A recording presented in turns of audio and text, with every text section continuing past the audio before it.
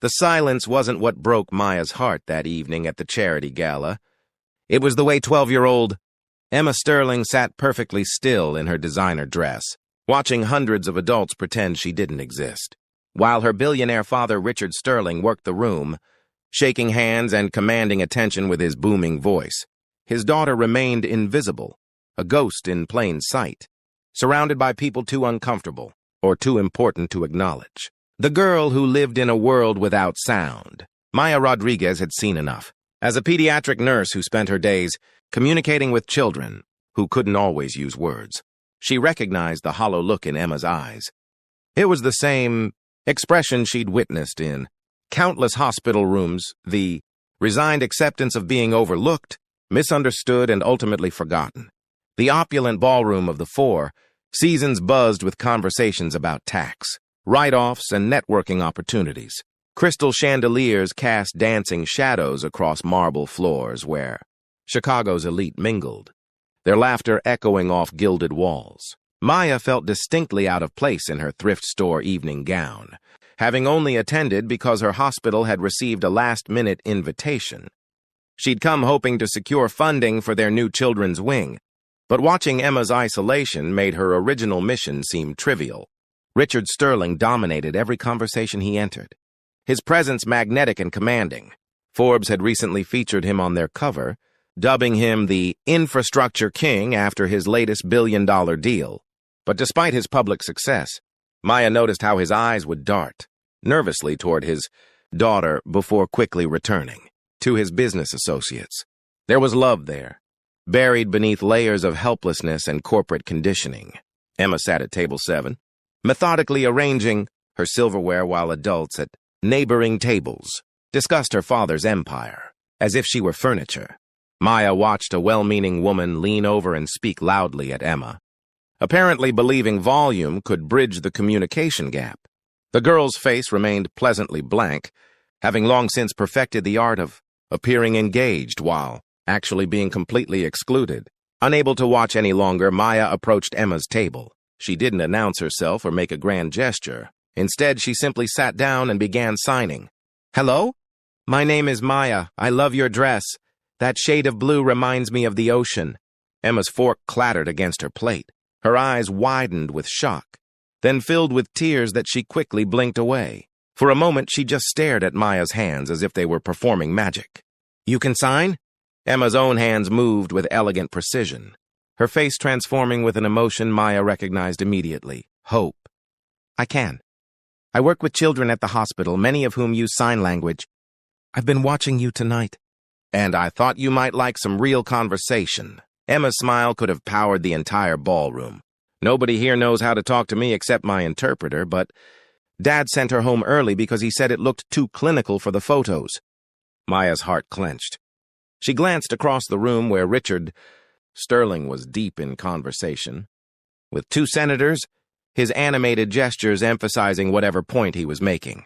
The irony wasn't lost on her. A man who commanded attention through his voice had a daughter who commanded silence through hers. "Tell me about yourself," Maya signed. "What do you love to do?" For the next hour, Emma came alive. Her hands danced as she described her passion for astronomy, her love of baking cookies for the household staff, and her dream of becoming a veterinarian. She told Maya about her private tutor, her collection of vintage telescopes, and how she'd taught herself to read lips in 3 languages. The girl was brilliant, funny, and hungry for genuine connection. "Most people think I'm stupid because I can't hear," Emma confided, her signs becoming more animated as her comfort grew. "They either ignore me completely or talk to me like I'm 5 years old. My dad tries, but he gets frustrated when I don't understand him perfectly." Maya felt a familiar anger rising, the same emotion she experienced whenever she encountered ignorance about disabilities in her professional life. "You're one of the smartest 12-year-olds I've ever met," she signed back. "Anyone who can't see that isn't worth your time." Their conversation was interrupted when Richard Sterling appeared at their table, his brow furrowed with concern and curiosity. "Emma, is everything all right here?" His voice carried the protective edge of a father, though Maya noticed he didn't attempt to include his daughter in the question. Emma's hands moved rapidly as she turned to her father. but his expression remained blank. He understood none of it. Maya stood and extended her hand. "Mr. Sterling, I'm Maya Rodriguez. I was just having a wonderful conversation with your daughter about her interest in astronomy." "You were talking with her?" Richard's confusion was evident. "I mean, she doesn't really—" "That is, communication is challenging for Emma." "Actually, Emma communicates beautifully," Maya replied gently.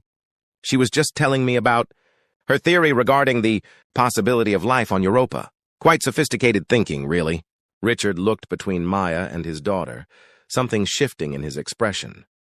Emma signed something to Maya, who nodded and turned back to him. "Emma wants to know if you'd like her to teach you some basic signs. She says she's been wanting to show you how to say, 'I love you' properly." For a moment, the powerful businessman looked vulnerable, almost fragile. She wants to teach me?" Emma nodded eagerly, patting the chair beside her. As Richard sat down, Maya realized she was witnessing something profound, a father and daughter finding each other across a divide that had seemed insurmountable moments before. "The sign for 'I love you' combines 3 letters, Emma began, her father watching intently as she demonstrated.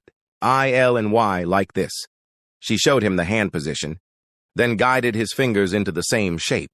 Richard's eyes filled with tears as he made the sign back to his daughter. Emma threw her arms around his neck, and for the first time all evening, the noise of the ballroom seemed to fade away. Over the following months, Maya received regular updates from the Sterling family.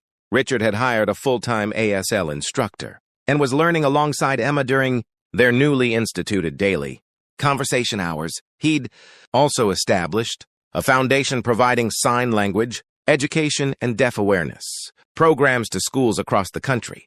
Emma sent Maya videos of her father's improving sign language skills, along with photos of the adaptive technology they'd installed throughout their home.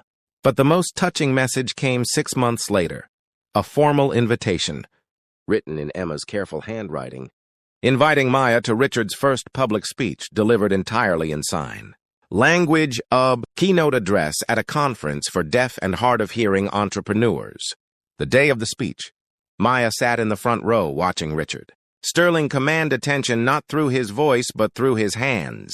Emma stood beside him, beaming with pride as her father advocated for disability inclusion in corporate America. When he finished, the standing ovation was thunderous, but Maya noticed that Emma felt it through the vibrations in the floor rather than heard it through her ears. After the event, Emma ran to Maya and signed, "Thank you for seeing me when everyone else looked through me."